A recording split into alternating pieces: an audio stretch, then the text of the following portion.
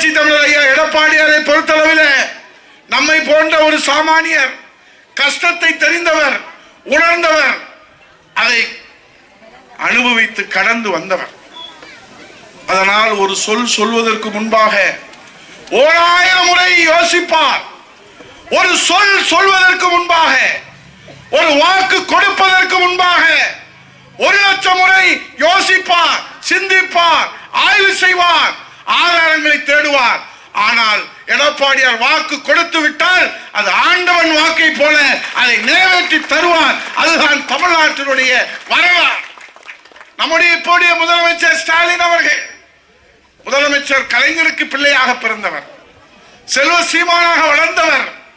அவருக்கு ஏழைகளுடைய கஷ்டங்களை உணர முடியவில்லை. அதனால் தான் கொடுத்த வாக்குறுதிகளை அவர் காற்றிலே பறக்க விடுகிறார். இன்றைக்கு இருக்கக்கூடிய நிலைமை என்ன? மாண்புமிகு துணை முதலமைச்சர் ஸ்டாலின் அவர்கள் விருதுநகரிலே, கள்ளக்குறிச்சியிலே இளைஞரணி தென்மண்டல மாநாட்டிலே பேசியிருக்கிறார். 75 ஆண்டுகள் பவள விழா காண்கிற திமுக நாங்கள் மறுக்கவில்லை. இன்றைக்கு 75 ஆண்டுகள் காண்கிற பவள விழா திமுகவிலே உழைத்த கோடிக்கணக்கான திமுக தொண்டர்களுக்கு மத்தியிலே உதயநிதி ஸ்டாலின் அவர்களே, கட்சியிலே 2வது இடத்திலே அமர்ந்திருக்கிறீர்கள், ஆட்சியிலே 2வது இடத்திலே அமர்ந்திருக்கிறீர்கள். நீங்கள் திமுகவுக்கும் இந்த நாட்டிற்கும் என்ன சேவை செய்தீர்கள்? எத்தனை ஆண்டு உழைப்பை கொடுத்தீர்கள்? திமுகவிலே இனி எந்த காலத்திலும் கலைஞர் குடும்பத்தில் இருந்து திமுகவுடைய தலைமை பதவி, கலைஞர் குடும்பத்தில் இருந்து முதலமைச்சர் பதவியை திமுகவிலே யார் உழைத்தாலும் யாருக்கும் அந்த பாக்கியம் கிடைக்காது. அந்த வாய்ப்பு தரப்பட மாட்டாது. அது தடை செய்யப்பட்ட பதவி. அது கருணாநிதி குடும்பத்திற்கு சொந்தமான பதவி.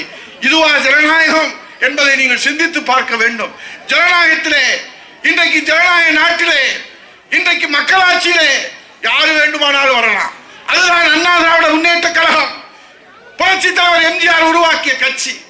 ஆகவே ஸ்டாலின் அவர்கள், உதயநிதி ஸ்டாலின் அவர்கள், அவருடைய தங்கை கனிமொழி அவர்கள் வாய்க்கு வந்ததையெல்லாம் எடப்பாடியாரை பார்த்து வசைபாடி இருக்கிறார்கள். ஆகவே எத்தனை ஆண்டுகள் உழைப்பை கொடுத்து உதயநிதி ஸ்டாலின் அவர்கள் துணை முதலமைச்சராகினார். இதே போன்ற ஒரு வாய்ப்பு திமுக தொண்டருக்கு கிடைக்குமா என்பதை நீங்களே சிந்தித்து பாருங்கள். யாருக்காவது கிடைக்குமா என்றால் சிந்தித்து பாருங்கள். நிச்சயமாக கிடைக்காது. உதயநிதி ஸ்டாலின்